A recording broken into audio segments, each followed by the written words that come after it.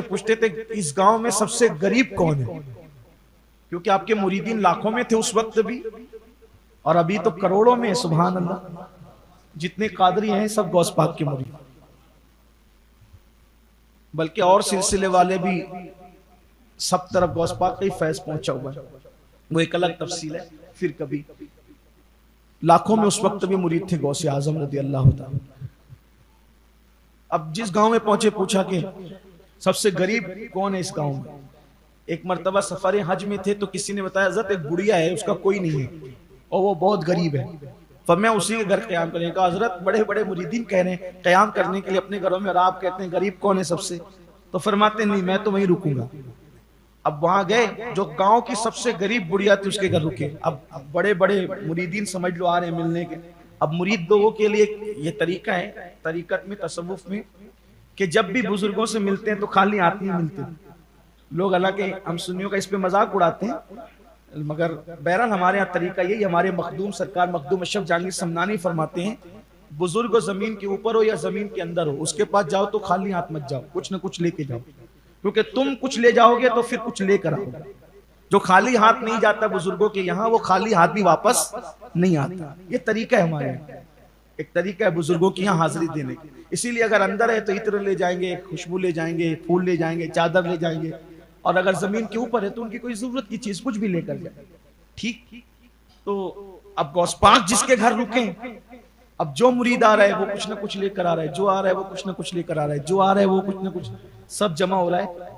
जब आप घर से निकलने लगे तो जितना नजर आया था सब नजराना। फरमाया जिसके घर रुके थे ये मैं उसी को नजर करता हूं। घर में आए थे तो बुढ़िया सबसे ज्यादा गरीब थी, उसके घर से निकले तो पूरे गांव में सबसे ज्यादा मालदार हो चुकी थी। ये बुजुर्गों का तरीका। सरकार गौ से आजम, अच्छा मखलूक खुदा से हम मोहब्बत भी करते तो अल्लाह के लिए नहीं करते, कोई ना कोई जरूरत होती है। मतलब इससे मोहब्बत ये समझ लीजिए इसका ट्रांसपोर्ट का कारोबार है। एक एग्जांपल दे रहा हूं, अब मुझे थोड़ा सा कुछ मंगाना भेजना पड़ता है तो ट्रांसपोर्ट वाले से दोस्ती कर लूंगा, मतलब अल्लाह के लिए नहीं, अल्लाह के लिए नहीं है, किसके लिए? ट्रांसपोर्ट का काम पड़ेगा इसलिए। किसी की रिक्शा है, बच्चे को स्कूल भेजना रहता है, रिक्शा वाले से प्यार कर लिया, मोहब्बत कर लिया, किसके लिए? आने जाने के लिए। यानी बंदा अल्लाह का बंदा नहीं है, बंदा जरूरत का बंदा। यही सब हो रहा है। अब आप मुझे बताएं, जो खुदा को भी माज अल्लाह, जो खुदा को भी अपनी जरूरत पर तरजीह न दे, खुदा उसको विलायत देगा? उस बदबख्त को, मुनाफिक खुदगर्ज को आप बताएं, विलायत तो आज भी बांट रहा है, वो कुर्ब तो आज भी तकसीम कर रहा है, उसके दरवाजे तो खुले हुए हैं, कोई आए तो सही ना। यहाँ तो मफाद मफाद मफाद और मफाद ही है। मैं अपने दोस्तों से कहता हूँ, लोग दावत में भी जाते हैं तो देख के जाते हैं आदमी की पोजीशन क्या है, उसके यहाँ पुलाव बनेगा, बिरयानी बनेगी कि दालचा बनेगा, ये देख के जाते हैं। फिर पुलाव बनेगा तो भी किस क्वालिटी का बनेगा, बारीक चावल का खाना होगा या मोटे चावल का खाना होगा। अगर कहीं दावतें टकरा जाए तो सबसे बेहतरीन खाना जाओगा वहां जाएंगे। इसका मतलब दावत में भी खाने का बंदा है, खुदा का बंदा कहाँ है? आप देखें तो सही, जो कौम खुदा का बंदा न बन सके वो खुदा का वली कैसे बन सकेगी? आप तो बारीक चावल के बंदे बने ना, आप तो दालचे के बंदे बने। भाई जिसके लिए सफर कर रहे हो फिर बंदगी किसकी हो रही है? आप बताएं बंदगी हो किसकी रही है? मैं तो लोगों से कहता हूं सब बने, बंदे तो बनो ना।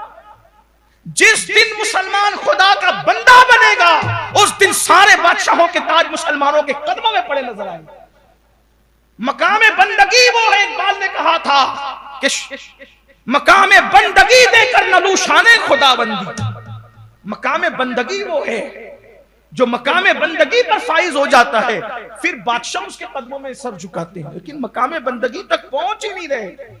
जनाजे में जा रहे हैं इसलिए कि उसका बेटा देखेगा तो उससे दोस्ती पक्की हो जाएगी। यानी सब मफाद मफाद मफाद। अल्लाह अल्लाह अल्लाह अल्लाह अल्लाह पर कभी नजर आई नहीं, उसकी रजा पर कभी नजर नहीं।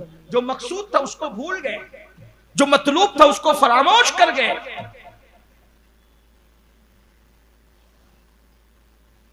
तो लोग मोहब्बत भी करते हैं तो मुंह देखकर, रिश्तेदारी देखकर, खुदा जाने क्या क्या देख करते हैं। सरकार गौसे आजम फरमाते, एक दिन मैंने अल्लाह से पूछा, अल्लाह तू कहां है? तवज्जो करें, फरमाते हैं मैंने अल्लाह से पूछा, अल्लाह तू कहाँ है, मैं तुझे कहाँ ढूंढूं, कहाँ तलाश करूं, अल्लाह तुझे मैं ढूंढूं कहाँ। तो इल्हाम के तौर पे मुझे जवाब आया, अब्दुल कादिर तू मुझे गरीबों में और टूटे हुए दिलों में तलाश कर, तू मुझे वहीं पालेगा। कहाँ है आप देखिए, कहाँ है। मालदार बीमार पड़ेंगे तो कतार लगी होगी, जिसके घर फ्रीज से भरा हुआ है उसी के यहाँ फ्रूट भी ले जा रहे होंगे। गरीब बीमार पड़े तो कोई देखने ही नहीं जाएगा, और जाएंगे भी तो खाली हाथ जाएंगे, है ना। यही सब कुछ है। इसका मतलब अल्लाह के लिए कुछ नहीं हो रहा, इसलिए विलायत भी नहीं मिल रही। दूसरी चीज सुन लें, फिर तीसरी बात खत्म। जब आप मखलूक का दिल खुश करने लग जाते हैं, प्यार करने लग जाते हैं, तो फिर आगे की मंजिल आती है मुजाहिदा। मुजाहिदा मतलब अपने नफ्स को कुचलना, जो नफ्स कहे उसको नहीं मानना। मतलब नफ्स कहे सो जा, नहीं सोना, फिर इबादत करना। वुजू नहीं कर, फिर वुजू करना। ठंडे पानी से मत कर, सर्दी के दिन है ठंडे पानी से करना। यानी आप सोचते चले जाएं कि नफ्स की अच्छा ये बताऊं, नफ्स की मुखालिफत से इंसान उस मकाम पर पहुंचता है जहां उसका गुमान नहीं जाता।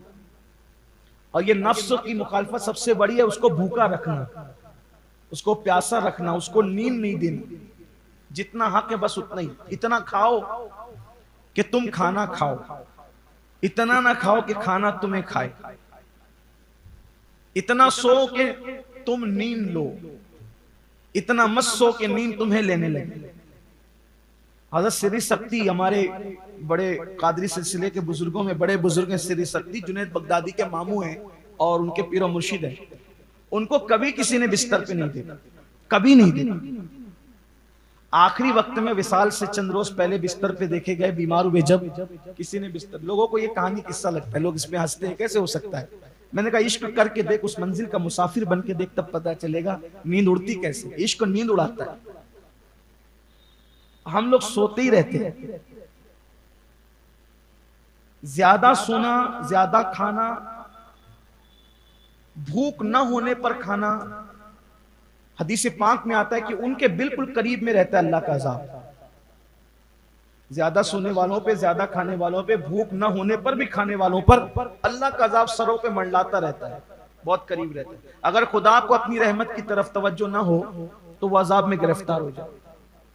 मगरिब बाद खाने की आदत है, मगरिब बाद खाना ही है। ऐशा बाद खाने की आदत है, ऐशा बाद खाना ही है। 11 बजे सोने की आदत है, सो ही जाना है। और उस पर आदमी सोचता है, बल्कि डॉक्टर लोग भी कहते हैं, डॉक्टर रजा सुने तो मुझे माफ करें, मैं अपने मजहब की बात कर रहा हूं और मुझे हक है ये कहने का। और ये डिसिप्लिन है जिंदगी का, टाइम पे खाओ, टाइम पे सो जाओ, भूख हो तो भी खाओ, नहीं हो तो भी खाओ। इस्लाम ये नहीं कहता। इस्लाम ये कहता है जब तक तुझे इतनी भूख न लगे कि खाने का नाम सुनकर तेरे मुंह में पानी आने लगे, तब तक तुझे दस्तरखान पे नहीं बैठना। फिर चाहे मगरिब का वक्त हो या इशा का वक्त हो या फिर तहज्जुद का वक्त। हालांकि हमारे ऐसा नहीं है। पहले तो लोग 3 टाइम खाते थे हमारे बचपने तक, लेकिन अब तो चूंकि तरक्की याफ्ता दौर है, सुबह ब्रेकफास्ट होगा, फिर उसके बाद दोपहर होगा, फिर उसके बाद शाम को असर से पहले भी फिर कुछ होगा, फिर उसके बाद मगरिब से इशा कुछ खाना होगा, फिर सोने से पहले रात में 12, 1 बजे, 2 बजे तक फिर कुछ और होगा। बढ़ते जाओ, कभी नहीं भूले।